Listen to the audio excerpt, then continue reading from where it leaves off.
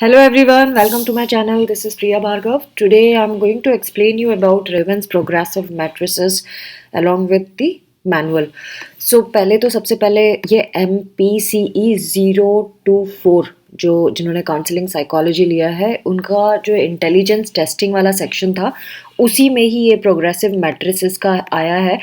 सो किस तरह के होते हैं ये मैट्रिसेस उसको बताएंगे। इसमें सेट ए से लेके ई तक दिया हुआ है और कैसे इसके सब डिवीजन है उसके बारे में भी हम समझेंगे। तो मैं थोड़ा फास्ट आपको दिखा दूं, ये आपको जैसे कि पहला सेट अभी मैं जब एक्सप्लेन करूंगी तो और अच्छे से बताऊंगी के बारे में।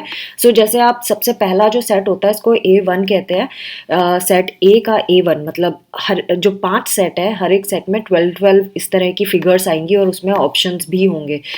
आपको पहला जो सेट है जब भी आप एडमिनिस्टर करेंगे अपने सब्जेक्ट के ऊपर तो आप उसको ये फिगर एक्सप्लेन करेंगे पहली वाली और उनको बताएंगे कि ये बिट्स 6 बिट्स दिए हुए हैं और ये इन 6 में से कोई एक बिट इसमें परफेक्टली फिट होता है और बाकी क्यों नहीं होते हैं वो भी आपको अपने सब्जेक्ट को एक्सप्लेन करना होगा।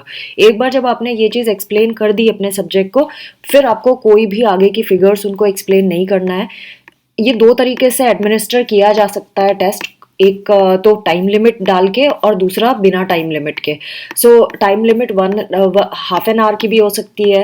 अब इसके दो सब सेक्शंस है। एक सब सेक्शन में जो सेट 1 है उसमें ए बी और ए बी बीच की मतलब 3 सेट दिए हुए हैं वो अलग कैटेगरी के लोगों के लिए है एंड जो फर्स्ट सेट कंप्लीट कर लेते हैं उनको हम सेकंड सेट दे सकते हैं। जो पहला सेट है उसको कंप्लीट करने में तो बहुत कम टाइम लगता है लेकिन जो दूसरा वाला सेट जब आप पकड़ा देंगे तो वो अबाउट एन आवर तो ले ही लेता है। कम उसमें भी हो सकता है। तो जब आप ये टेस्ट एडमिनिस्टर करते हैं मेक श्योर कि आप उसके पूरे डिटेल लिखिए सब्जेक्ट के, उसकी age, education, qualification and all everything और कितने बजे उसने शुरू किया है क्योंकि ए सेट का फर्स्ट पार्ट आपने ऑलरेडी एक्सप्लेन कर दिया तो सेकंड पार्ट ऑनवर्ड्स आपका सब्जेक्ट अटेम्प्ट करना शुरू करेगा। इसीलिए मेक श्योर कि आपका जो सब्जेक्ट है वो जब शुरू कर रहा है A2 पार्ट तब से आपको टाइम रिकॉर्ड करना शुरू करना है और जब वो एंड कर देता है पूरा टेस्ट तो आपको टाइम रिकॉर्ड करना है सो दैट हमें टोटल टाइम का पता चले कि वो कितना टाइम ले रहा है। हाउएवर इस टेस्ट में टाइम की कोई ज़्यादा इंपॉर्टेंस नहीं बताई है। Now coming to the manual में इन्होंने क्या किस बारे में जिक्र किया हुआ है। इससे पहले प्रोग्रेसिव मैट्रिसेस से पहले मिल हिल वोकैबुलरी स्केल ये भी आया हुआ था जिसमें पर्सन की एबिलिटी को टेस्ट किया जाता था एक्वायर्ड इंफॉर्मेशन के हिसाब से।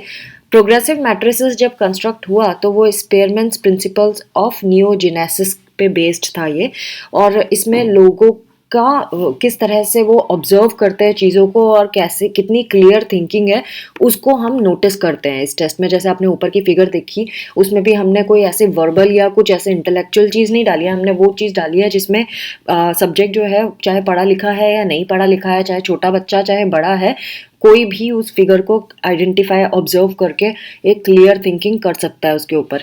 इसीलिए ये एज लिमिट नहीं है, 6 ईयर से लेके 65 ईयर्स की एज में कोई भी कर सकता है, किसी भी बैकग्राउंड का इंसान कर सकता है। तो प्रोग्रेसिव मैट्रिसेस जो सबसे पहला सेट आया था वो 1938 में आया था जिसको फर्दर रिवीजन की ज़रूरत नहीं पड़ी लेकिन उसी से मिलते जुलते कुछ और सैंपल भी बनाए गए बाद में। ये जो टेस्ट है ये इंसान की कैपेसिटी के बारे में बात करता है कि वो किस तरह से मीनिंगलेस चीज़ों में फिगर आउट करता है अपनी ऑब्जर्वेशन से सही चीज़ को लेके आता है। वो रिलेशंस कैसे चीज़ों के बीच में ढूंढता है, किस तरह से फिगर को कंप्लीट करने के लिए अपना पूरे इंटेलेक्ट यूज़ कर लेता है, तो ये हमें उसका पता चलता है और उस एज के हिसाब से क्या वो उतना डेवलप हुआ है कि नहीं हुआ है। इस स्केल में टोटल 60 प्रॉब्लम्स होंगी जो 5 सेट्स में डिवाइडेड है जैसे मैंने बताया। 60 को जब आप 5 से डिवाइड करेंगे तो आपको 12 आएगा यानी कि हर एक सेट में 12 प्रॉब्लम्स होंगी और कुछ शुरू वाली बड़ी इजी होंगी जिसको देखते ही साथ आपको पता चल जाएगा अच्छा ये तो इसी में फिट होता है, ये तो बच्चों का गेम है।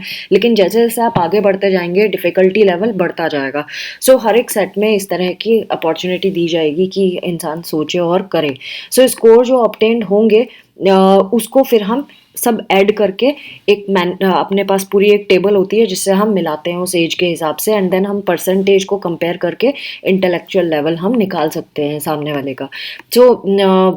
जैसे मैंने बताया किसी भी एज में हो सकता है बट हमेशा मेक श्योर कि वो जो टेस्टिंग हो रही है ना वो सीक्वेंस से चले, ऐसा नहीं कि उसने पहला अटेम्प्ट किया उसके बाद पूरा 6th उठा लिया, उसको सेकंड अटेम्प्ट करना होगा, फिर थर्ड करना होगा, धीरे धीरे जाना है।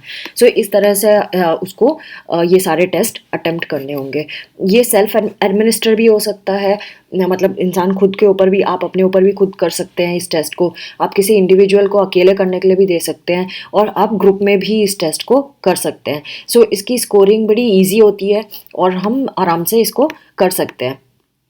इन्होंने यहाँ पे कुछ कंडीशंस दिए हैं जो आपको जानना ज़रूरी है, जैसे कि जो यंग बच्चे होते हैं या मेंटली डिफेक्टिव पर्सन्स हैं या बहुत ओल्ड लोग हैं जिनसे आप सोचते हैं कि ये ज़्यादा प्रॉब्लम नहीं सॉल्व कर पाएंगे, तो उनको आपको set A and set B देना है, स्केल का पूरा नहीं देना है। उसमें प्रॉब्लम भी बड़ी ईजियर होती हैं। जब उन्होंने ये ए और बी कर लिया, फिर आप सी एंड डी के ईजियर प्रॉब्लम्स दे सकते हैं उनको सॉल्व करने के लिए। वो लोग इतना कर पाएंगे। एक नॉर्मल एडल्ट की बात करें तो उसके लिए आपको पहले सेट ए एंड बी देना है, थोड़ी सी ट्रेनिंग देने के बाद, जो आप जैसे मैंने बताया कि शुरू में आपको समझाना पड़ेगा कि पहली फिगर कैसे बनी है, वैसा आपको करना है। अगर उस पर्सन ने लिमिटेड टाइम में वो दोनों ए और बी सेट कंप्लीट कर लिए, आपको फिर आगे के फर्दर सेट देने हैं।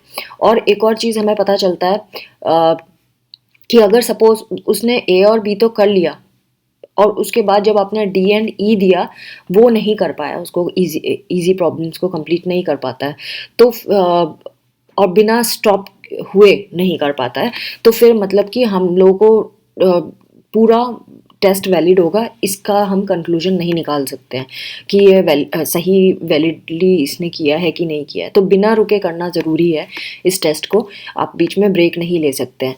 ये स्टैंडर्ड 1938 का स्केल है जो मैंने ऊपर आपको दिखाया था। इसके कुछ डेरिवेटिव्स भी बने हैं, वो डेरिवेटिव्स मतलब दूसरे टाइप के भी प्रोग्रेसिव मैट्रिसेस तैयार किए गए हैं।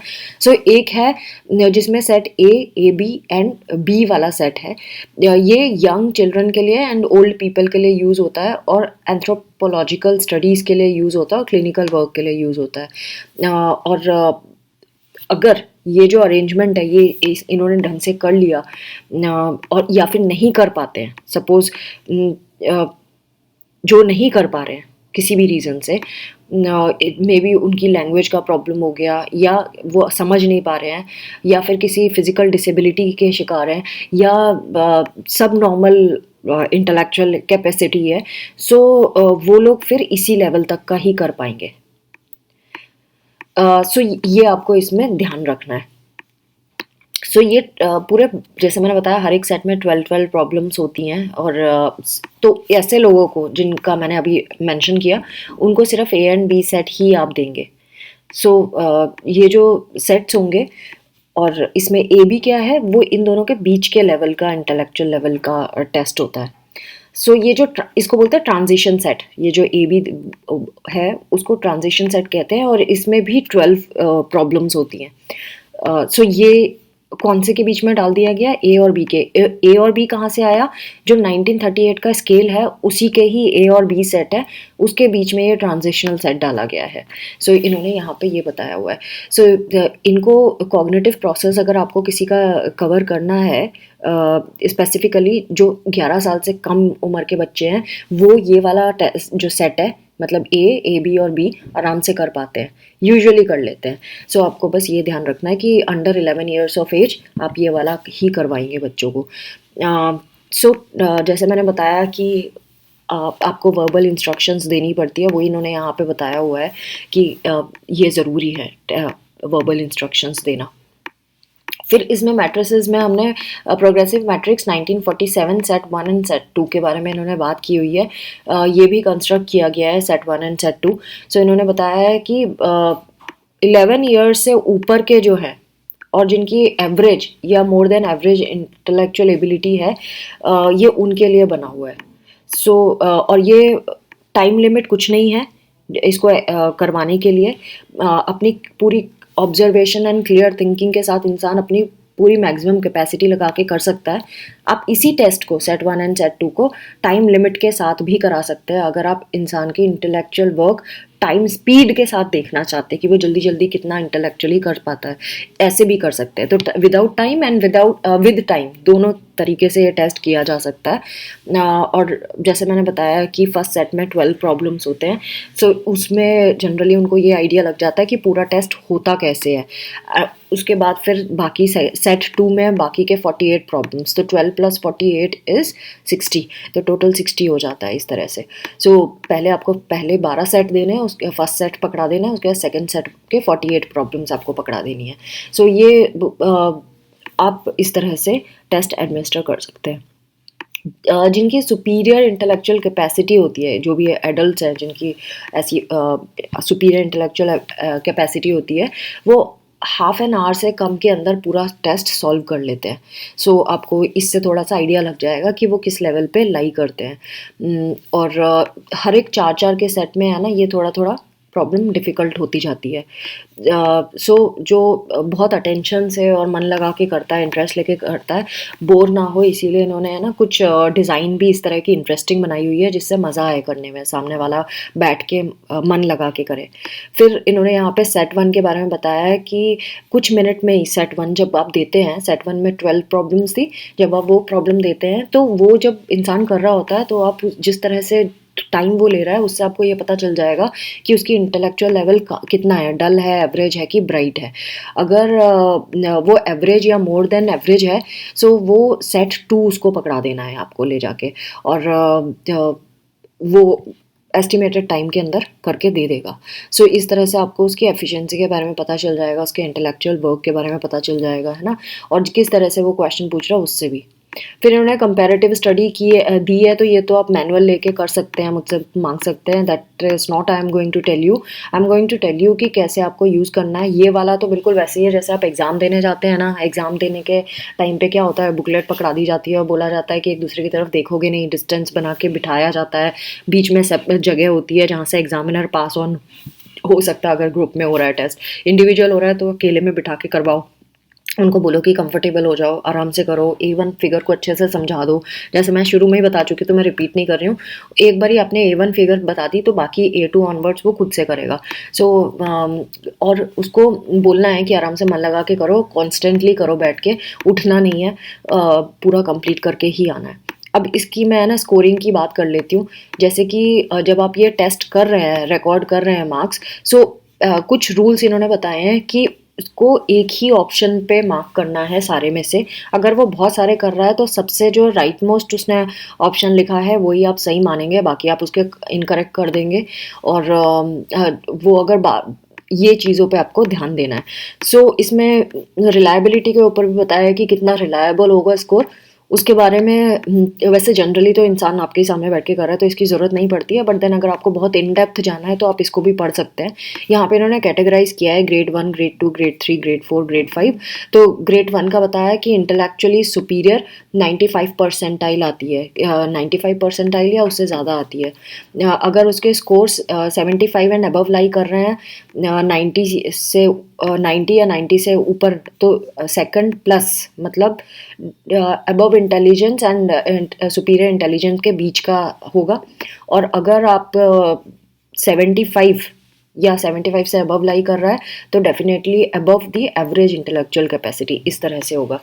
और अगर उसकी यहाँ पे भी देखिए माइनस प्लस में इस तरह से इन्होंने बताया हुआ है, वो ऊपर भी उन्होंने उसी तरह से दिया हुआ था कि अगर 3+ है तो उसका स्कोर 50% या उससे ग्रेटर देन 50% आएगा। और अगर माइनस में है तो score is less than the median. और फिर इसमें क्या है, if the score lies between 25 to 27 percentile, तो ये थर्ड कैटेगरी में आएगा। तो थर्ड कैटेगरी में भी प्लस और माइनस के सब डिविजन्स दिए हुए हैं।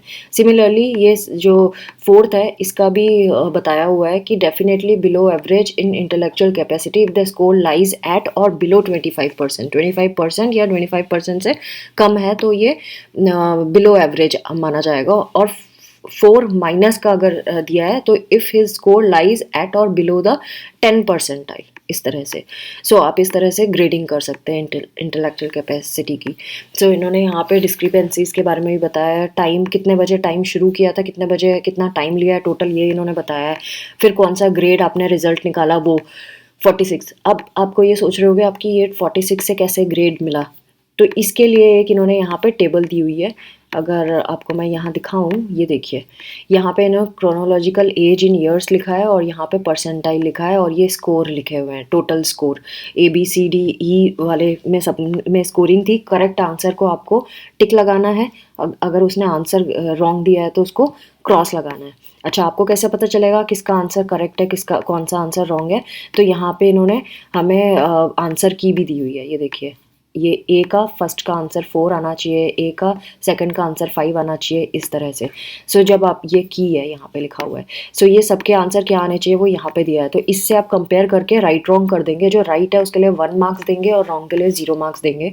जितने राइट होंगे उनको टोटल कर लेंगे, जो टोटल करके आपके पास स्कोर आएगा और इंसान की जो एज होगी, सपोज 8 साल के बच्चे के ऊपर किया है आपने और उसका स्कोर आया है 19, तो अब तो यानी उसकी परसेंटाइल कितनी हो गई, यहाँ पे 50 लिखी हुई है। अब ये जो 50 आ गया तो आपको मैंने जो पहले ये ग्रेड का बताया था उस ग्रेड से मिला देंगे। इवन ऊपर क्या, ये नीचे भी इन्होंने ग्रेड के बारे में समझाया है यहाँ पे, और ये देखिए कि कितने से कितने तक कौन सी इंटेलेक्चुअल ग्रेड है, ये आप बता देंगे। सपोज किसी की एज है 45 और उसका टोटल आया है 35, सो उसकी परसेंटाइल 50 हो गई। सो आप वैसे करके यहाँ पे देख लेंगे क्या आ रहा है, थर्ड ग्रेड 3 एवरेज इंटेलिजेंस, है ना। सो इस तरह से आप स्कोरिंग कर देंगे। तो ग्रुप का भी हो सकता है, सेल्फ एडमिनिस्टर भी हो सकता है, इंडिविजुअल भी हो सकता है। इंडिविजुअल है तो आप ये वाला देखेंगे, ये देखिए यहाँ पे एज यहाँ से लेके 13.5 ईयर्स तक की दी हुई है, यहाँ पे 14 तक के लिए दिया हुआ है, एंड देन यहाँ पे ये देखिए, यहाँ पे ये फिर 20 ऑनवर्ड शुरू किया गया है। इस तरह से इन्होंने सारे ग्रेड्स के बारे में बताया हुआ है कि सेज में कौन सा वाला आपको देखना है। सो आई होप आपको ये समझ आया होगा कैसे करना है, कैसे एडमिनिस्टर करना है। यहाँ पे इन्होंने नॉर्मल स्कोर कंपोजिशन दिया हुआ है कि किस किस के कितना टोटल स्कोर, कितना प्रोबेबिलिटी है आने की। सो expected score on each set, तो ए में टोटल स्कोर किस किस के कितने कितने आ सकते हैं वो इन्होंने बताया है। ऐसे में टोटल 10 हो रहा है, ऐसे में 15 हो रहा है, तो ये सब ऐसे ही उन्होंने एक रैंडम आपको आइडिया दिया है कि किस तरह से हो सकता है। सो आई होप फ्रेंड्स आपको ये समझ में आया होगा कि किस तरह से इस की को देखना है और किस तरह से एडमिनिस्टर करना है इस रेवेंस प्रोग्रेसिव मैट्रिक्स को। अगर आपको बेनिफिशियल लगे तो प्लीज़ सब्सक्राइब करें, लाइक करें, शेयर करें, and thanks for watching. Take care of your self. Bye bye.